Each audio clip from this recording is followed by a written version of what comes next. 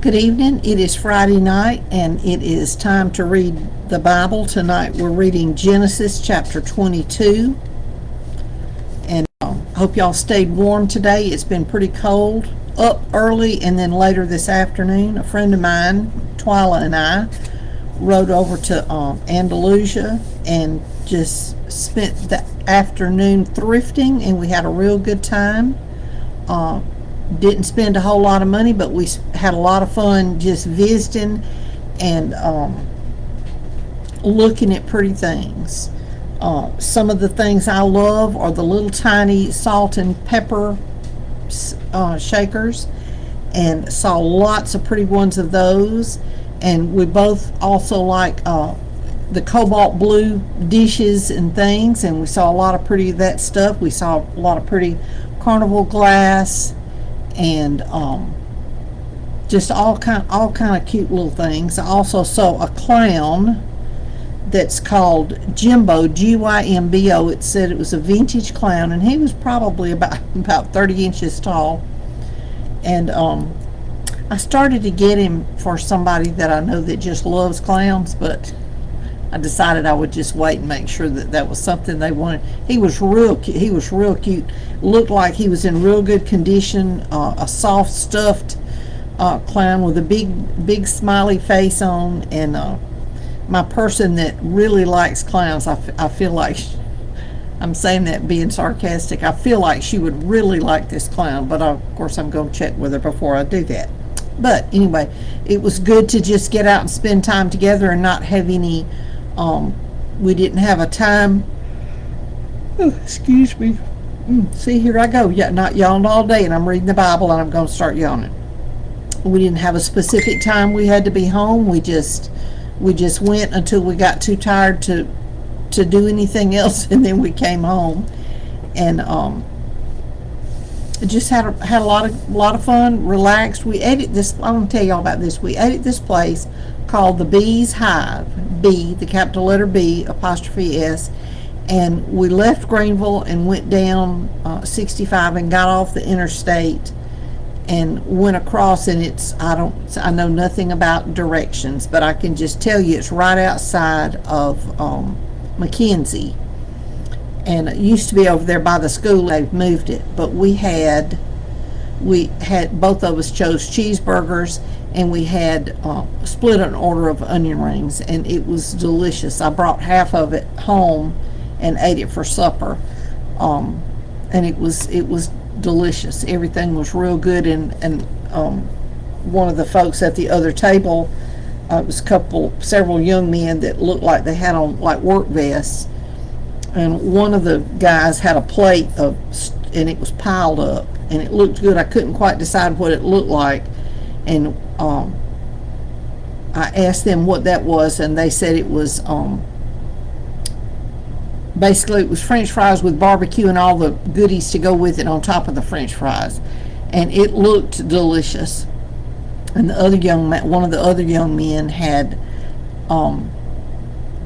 fried jalapeno cheese curds, and he gave me a couple to try, and it was real good. It was not super hot. It didn't set me on fire, but you could feel it in the back of your throat.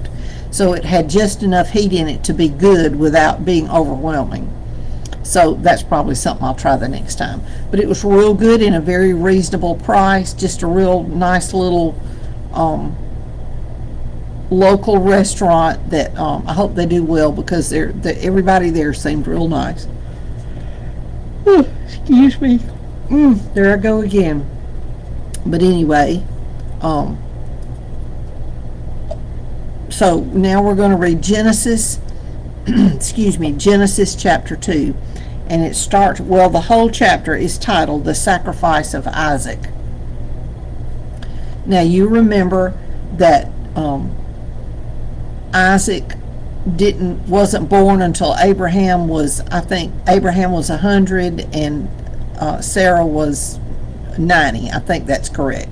I know Abraham was 100, and he was the child of promise. He was the child that they waited for and did all kind of things to have a baby, and then the Lord blessed them with this baby, even after she came out of the time when she could naturally conceive. Oh, excuse me. So, very special baby, very wanted, very loved. And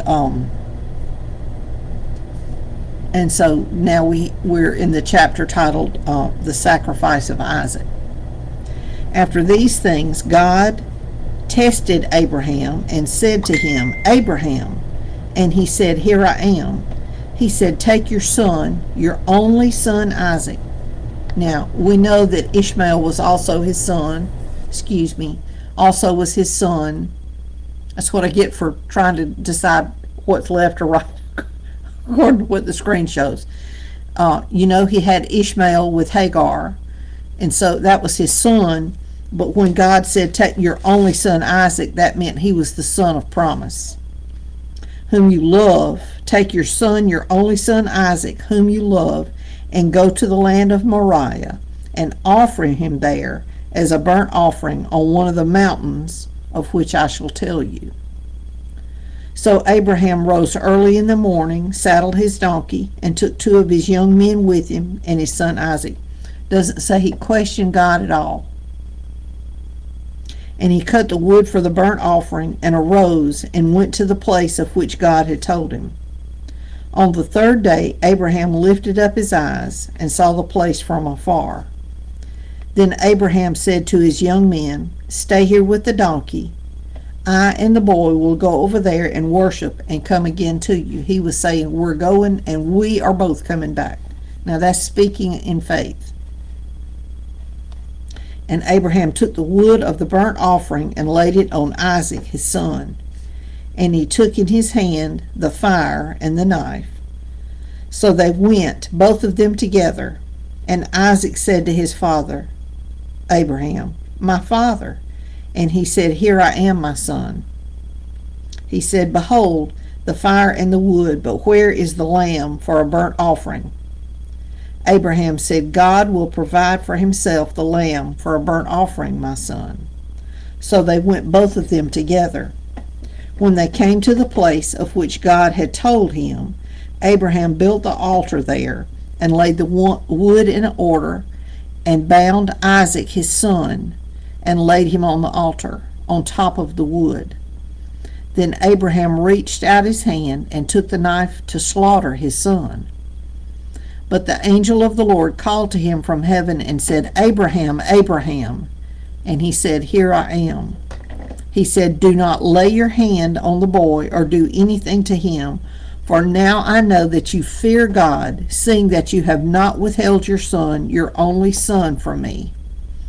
And I made a note over here and it said, what kind of faith did Isaac have to lay there realizing that his father was fixing to kill him? How much faith did it take for Isaac to lay there? Because it says he was bound, but fear can make you do a lot of things. Adrenaline gets going and you can do a lot of things. And I believe he could have got up from there if he had tried. But that took a lot of faith on both of their parts.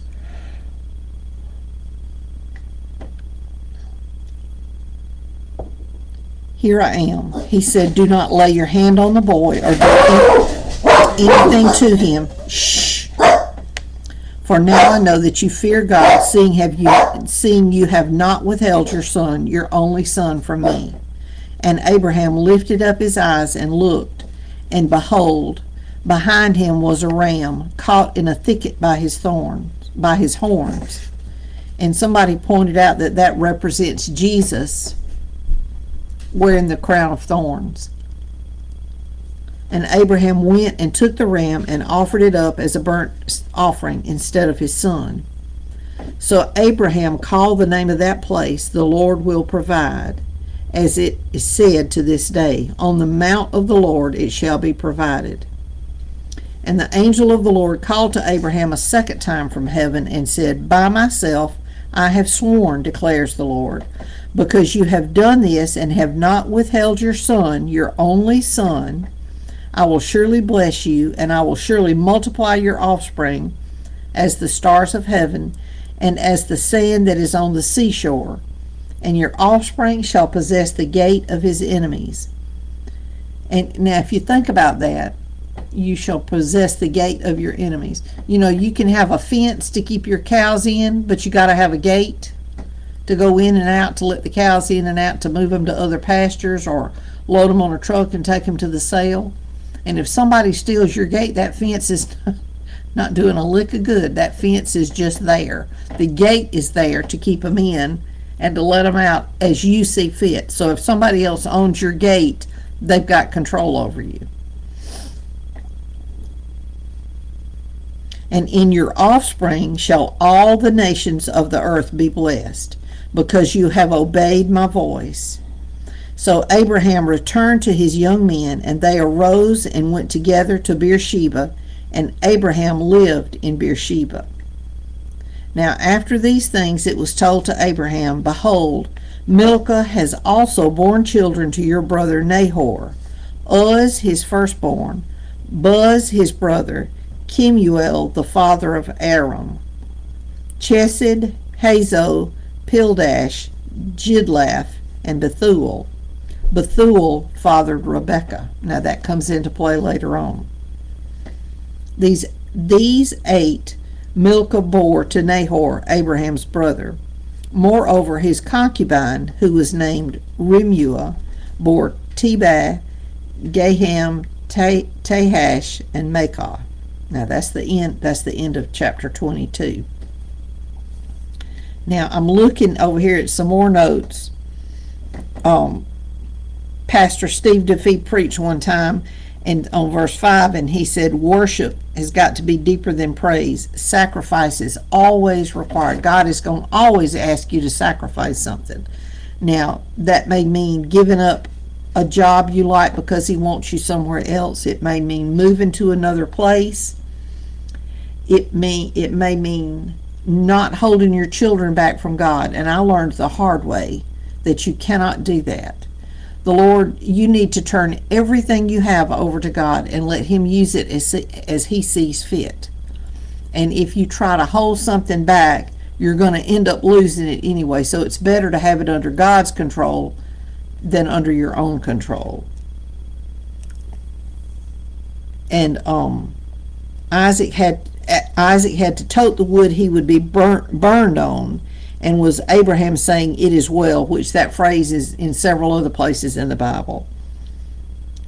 And then, of course, I told you that about the ram wore a crown of thorns. So there is so much to see, and the more you read and the more you study and listen to trusted people, I will share this with you because it amazed me. If you've ever read the book of Jonah, you know that God told Jonah to go to Nineveh, and Jonah said, nope, don't want to, went the other way. Ended up on a boat trying to get to another place. But he ended up on a boat, and a storm came in, and everybody was trying to figure out what was going on. They were going to cast lots to decide maybe they needed to sacrifice somebody. And Jonah came up to him and said, I'm the reason the storm is attacking the boat. I was supposed to go to Nineveh, and I ran the other way. So if you throw me overboard, the storm will stop. I reckon God had told him that. Well, they didn't want to, because they didn't want to kill anybody. But he told them, go ahead and throw me overboard. And sure enough, they threw him overboard, and the storm stopped. Well, a giant fish swallowed Jonah, and there's a lot of discussion about that. Somebody said, well, whales can't do that. Well, the Bible doesn't say it was a whale. It said it was a great fish. And as far as I'm concerned, God created that specific great fish to go and swallow Jonah and take him where he was supposed to be. Because a typical fish, if you're in there, the acids and stuff inside the stomach of the fish will start eating your skin. So it had to be a fish that God did something to, created or something, so that it wouldn't destroy Jonah before he could get to go where he was. So when Jonah is in the belly of the fish 3 days and 3 nights, and of course he's praying to God and talking to him, and God has the fish to vomit Jonah up out on seashore, comes out of his mouth. Well, I read something today that said and the lady told where it came from, that the people of Nineveh were part of the ones that worshipped a god named Dagon, Dagon. That's mentioned several times in the Bible. They worshipped the god Dagon, who was part human, the top part human, the bottom part fish. Now, does that not sound like Jonah coming out of the fish? And I believe he was the god of, because it was something to do with seeds, so I'm assuming something to do with the harvest. So when those people witnessed that giant fish throwing up Jonah onto the seashore, they saw what they thought was a god. And so when Jonah went into town and started preaching, and it was big, I think it said took him, I don't know how long it took him to walk across the city, but it was a big place. So he couldn't just stand in one place and reach everybody. He had to preach to different people. As well, word spread, I'm sure, that's the guy that came out of the fish. So you need to listen to him because he's from Dagon. Well, as he began to preach to them and tell them what God wanted them to know, they came to God, they repented, and they realized he was not from Dagon. He was from God, Jehovah God. And so what looked like a bad place for Jonah actually made it where the people were more likely to listen to him until he could get the word of God to them. So it's little things like that you hear. You're reading something and all of a sudden somebody tells you something that kind of goes with that, and you look it up and you study, and all of a sudden you're looking at things from a slightly different angle. So be open to listening to people teach. I'm not saying take every person who teaches, take them at their word. Look things up, study, pray about it and everything. But there's a lot of good information out there, and the more information you have, the better it is when you're trying to read, you have different inputs. So anyway, that was chapter 22. Thank y'all for joining me tonight. It's supposed to be, I think, cold again tomorrow. And I have seen some forecasts that say we may get flurries of snow. I have not seen anybody say it's going to be like it was last year, but we may, in this area, get some snow. It will be a wintry mix unless things change. So that means cold, cold, cold, cold. So please make sure you've got your animals outside so that they can be protected if they have to be outside. I saw riding through McKenzie today, and I saw a doghouse that had a heat lamp shining up into the house. It had a red bulb, but it had a heat lamp to help keep the dog warm, because I guess that was the only place they could have it, and you got to do what you got to do. But they were doing their best to take care of their dog, and that's what you have to do. I have an outside cat, and he's got several places that he can go. He can come under the house, which it's warm under there because my house is warm. Or he goes in the barn. I see him coming from the woods a lot of times. So he's got plenty of places to get where he can get warm and stay dry. But make sure your animals are safe. Check on your neighbors. And sometimes bad weather can come through and knock your lights out. So I would suggest, if you've got any kind of rechargeable flashlights or anything, probably wouldn't hurt to go ahead and charge those again. Make sure they're charged up. I have got a power bank that I'm going to check tomorrow to make sure it's got plenty of power. I'm not expecting the lights to go off, but I have learned the hard way it's better to be prepared. So my rechargeable flashlight and my little power light and my power bank, I'm going to make sure they're charged, just because it's a smart thing to do. So I hope y'all stay warm and dry tomorrow, and we will see you tomorrow night.